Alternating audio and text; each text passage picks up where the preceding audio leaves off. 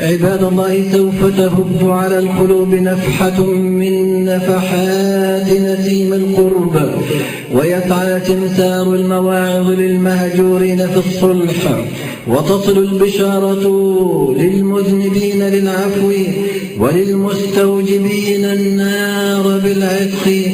إذا سلسل الشيطان في شهر رمضان، وخمدت نيران الشهوات بالصيام، انعزل سلطان الهوى، وصارت الدولة لحاكم العقل بالعدل، فلم يبق للعاصي عذر.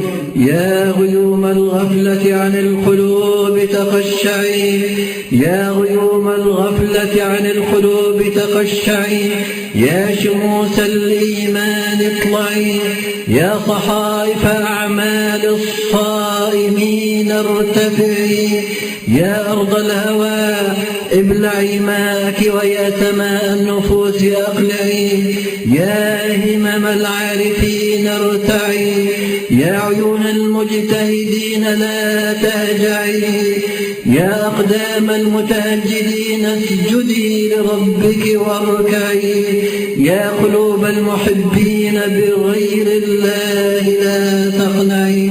قد مدت في شهر رمضان موائد الإنعام للصوام، فما منكم إلا من دعي. يا قومنا أجيبوا داعي الله، يا قومنا أجيبوا داعي الله، فطوبى لمن أجاب فأصاب، وويل لمن صد عن الباب وما دعي.